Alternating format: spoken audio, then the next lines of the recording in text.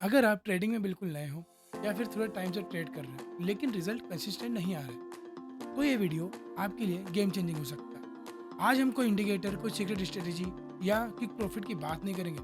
आज हम बात करेंगे उन रूल्स की जिन्हें इग्नोर करने की वजह से मैक्सिमम ट्रेडर मार्केट में टिक ही नहीं पाते। Welcome to the alpha analysis. You gon' have to do more than just. You gon' have to do less for you. Some mama, you know how. ज़्यादातर न्यू ट्रेडर एक ही जगह पर अटक जाते हैं। उन्हें लगता है कि उनका प्रॉब्लम स्ट्रेटजी है।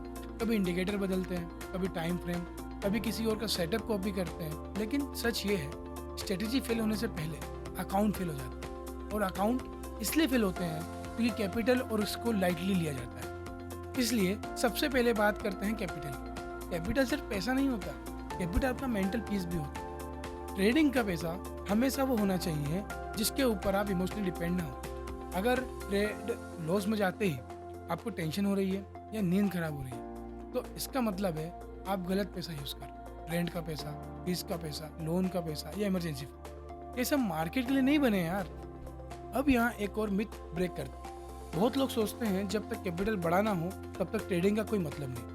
रियलिटी ये है कि न्यू ट्रेडर के लिए कैपिटल का साइज सेकेंडरी है, डिसिप्लिन प्राइमरी है। 5,000 कैपिटल के साथ अगर आप रूल्स फॉलो कर रहे हो तो आप 5 लाख वाले ट्रेडर से ज़्यादा सही काम कर रहे हो जो रूल इग्नोर कर रहा है। लेकिन यहाँ पर एक और कॉमन मिस्टेक होती है, एक ट्रेड में पूरा कैपिटल लगा देना। न्यू ट्रेडर सोचते हैं ये एक परफेक्ट सेटअप है और फिर ऑल इन चले जाते हैं। मार्केट परफेक्ट सेटअप को भी फेल कर देता है। कैपिटल का पर्पस ये नहीं है कि कोई भी एक ट्रेड में पैसा डबल हो। कैपिटल का पर्पस है आपको नेक्स्ट ट्रेड लेने लायक बना। अब आप मान लो आपने सही कैपिटल चूज कर लिया, अगर रिस्क कंट्रोल नहीं है तो कैपिटल सिर्फ थोड़ा टाइम ही बचेगा। इसीलिए प्रोफेशनल ट्रेडर रिस्क को सबसे ज़्यादा इंपॉर्टेंस देते हैं। गोल्डन रूल सिंपल है, एक ट्रेड में 1% से ज़्यादा रिस्क नहीं, मैक्सिमम 2%। लेकिन बिगिनर्स के लिए 1% बेस्ट होता है।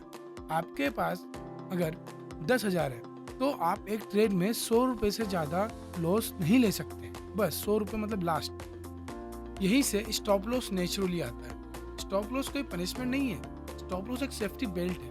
जो ट्रेडर स्टॉप लॉस अवॉइड करते हैं वो लॉस अवॉइड नहीं करते, वो सिर्फ लॉस को डिले करते हैं। मार्केट वापस आ जाएगा, ये होप हर अकाउंट को धीरे धीरे जीरो कर देता है। मार्केट को आपका होप नहीं दिखता, सिर्फ स्टॉप लॉस दिखता। अब रिस्क को और पावरफुल बनाने के लिए एक और कंसेप्ट जरूरी है, रिस्क रिवॉर्ड रेशो। अगर आप 1 रुपये का रिस्क ले रहे हो तो कम से कम 2 रुपये कमाने का चांस होना चाहिए। इस रूल का मैजिक ये है कि आपको हर ट्रेड जीतना जरूरी नहीं। आपको अगर 10 में से 4 ट्रेड भी सही हो जाते हैं फिर भी आप प्रॉफिट में रह सकते हो, सिर्फ इसलिए क्योंकि आपने रिस्क कंट्रोल किया। अब कुछ साइकोलॉजिकल ट्रैप के बारे में बात करें जो न्यू ट्रेडर को साइलेंटली डिस्ट्रॉय करते हैं। सबसे पहला है ओवर ट्रेडिंग। हर कैंडल ट्रेड लेने के लिए नहीं होती, मार्केट में बैठ के वेट करना भी एक स्किल। ज़्यादा ट्रेड का मतलब ज़्यादा प्रेशर, ज़्यादा इमोशन और फिर गलत डिसीजन। दूसरा ट्रैप है रिवेंज ट्रैप। एक लॉस के बाद तुरंत पैसा वापस कमाने की अर्थ सबसे डेंजरस फीलिंग होती है। इस मोमेंट में लिया गया ट्रेड लॉजिक से नहीं, ईगो से लिया जाता है। और जो ईगो है मार्केट में कभी भी जीता नहीं है। लॉस के बाद बेस्ट डिसीजन होता है स्क्रीन बंद कर देना और थोड़ा ब्रेक लेना। अगर आपने ये समझ लिया कि ट्रेडिंग का गोल सिर्फ पैसा कमाना नहीं बल्कि मार्केट में टिकना है, तो आप ऑलरेडी मेजॉरिटी ट्रेडर्स हैं। कैपिटल बचाना सीखो, रिस्क को कंट्रोल करो, डिसिप्लिन बिल्ड करो। स्ट्रेटेजी क्या है? स्ट्रेटेजी धीरे धीरे आ ही जाए। याद रखो, ट्रेडिंग में हीरो नहीं, सर्वाइवर ही विनर होता है। अगर आपको ये वीडियो यूजफुल लगा तो लाइक करो, शेयर करो और अल्फा एनालिसिस को सब्सक्राइब करो। तब तक ट्रेड सेफ, थिंक स्मार्ट।